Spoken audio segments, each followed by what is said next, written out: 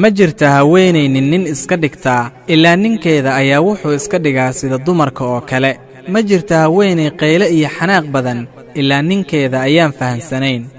ma jirta haweenay aan ninkeeda danaynayn ilaa ninkeeda ayaan caadifad lahayn ma jirta haweenay ama xaas madax adag ilaa ninkeeda ayaa ah mid ku sallidan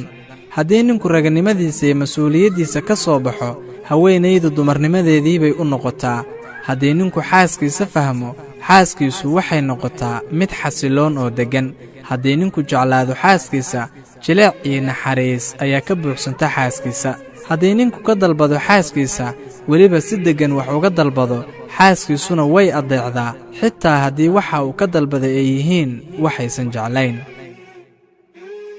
haddii haweenayda shimbir laga dhigi lahaa waxay ahaan lahayd sida daa'uuska oo kale haddii xayawaan laga dhigi lahaa waxay ahaan lahayd xayawaanka indhaha waaweyn ee qurxoon ee deerada laakiin waxaa la abuuray oo laga dhigay bashar qof bini'aadam ah ayaa laga dhigay markaabay noqotay mid la jecel yahay xaas hooyo wanaagsan waa nicmadda ugu wanaagsan marka laga reebo islaamka oo ilaahay uu ugu deeqo dhulka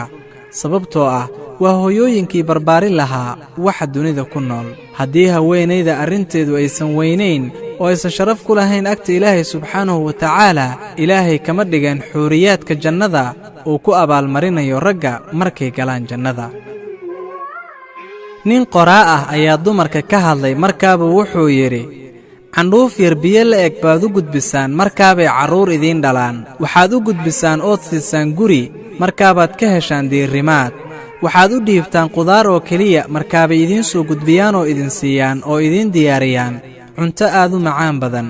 dhoolla caddayn baad u gudbisaan markaabay idin siiyaan dumarku qalbigooda mar weliba waxay idiin soo gudbiyaan labalaabka wixii aad siiseen haddaba daryeela oo fahma dumarka una dardaarma khayr nin xigmad badan baa la weyddiiyey waa maxay micnaha haweenay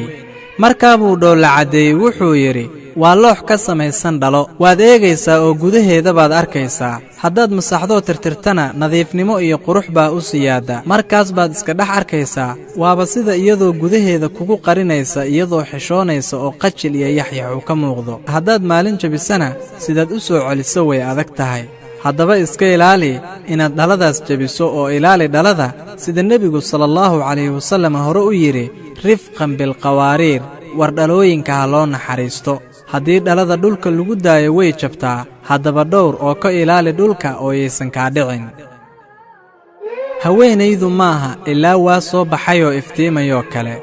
waa qorraxdii farxadda oo koonkan loogu talagalay waa lamaanaha ninka iyo midda sabarsiisa xilliguu soo daalo ama uu murugaysan yahay waa wixii ugu horreeyey oo aabbaheen aadam markuu dareemay cidlo loo hibeeyey si ay ugu noqoto lamaane iyo mid wehlisa oo uu ka dugaashado kelinnimada haddaba u dardaarma dumarka khayr